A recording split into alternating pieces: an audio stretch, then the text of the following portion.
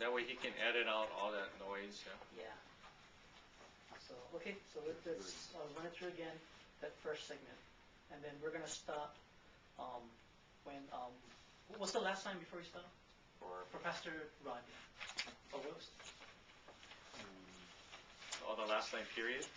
for the first segment. Or do you want to run through the whole thing again? It's just that first page, so that's what I mean. Okay.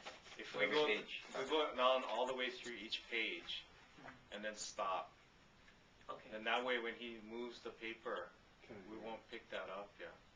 Oh, okay. I move it to you because it's Okay. distracting. Okay. Should I hold him a little higher? Yeah, that's good.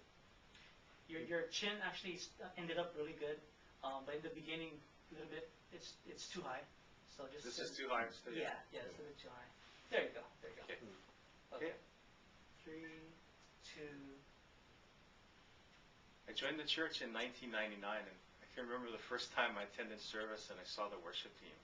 Wow, that was exciting. I can remember thinking to myself that I wanted to be up there playing, having played music throughout my life. So after a few weeks of trying to get up the courage to audition, I finally did, only to be told that because of my inability to read music, there wasn't really a place for me on the team.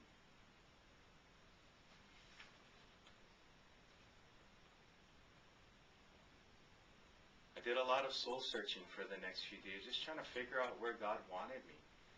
Doors began to open for worship, for small groups, and eventually I was asked to become the leader of the Growing Strong team for a year. And then during that time, someone mentioned that the Lead Center team at Sand Island was looking for players for their worship team. And they encouraged me to try, so I did, and I made the team.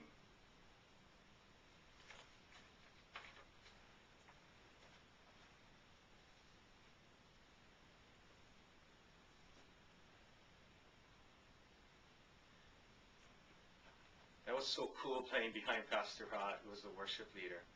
I was learning so much, but within a month of being on team, Pastor Rod called me in for a meeting. When he sat me down, he started to explain that Scott, who is currently the band leader, had been asked by Pastor Wayne to transition to Pac Rim to teach. And he told me that Scott had recommended that I take over the team.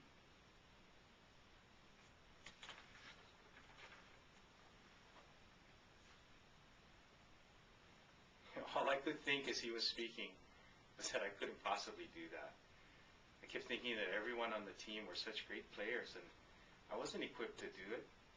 So I told him, I don't think I can do that. These guys are such great players, and though I've led bands in the world, I don't have what it takes to do it in church. And that's when he wheeled his chair over to me and he said, I didn't ask if you could. I'm just asking if you're willing.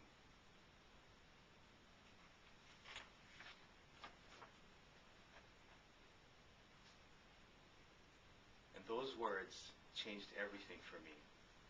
That's when I really understood that all God was looking for was a willing heart. So I accepted, and though I really didn't understand what was going on, I guess what I was doing was really trusting God to provide. And then the next day, I met Alwyn. He was the music director at Farrington, and we just hit it off as though we'd known each other for years.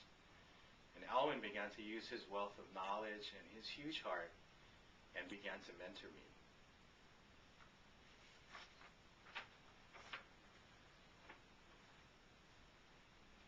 And over the next few years, I continued to lead the band under Alwyn's mentorship, and later joined the Farrington team for a period of time, only to return later to the lead team as the Frontlines director at the request of Pastor Dom. And now God's stretching me once again as I've moved on to become the Inspire ministry leader who oversees the elements that make up Sunday services for Sand Island.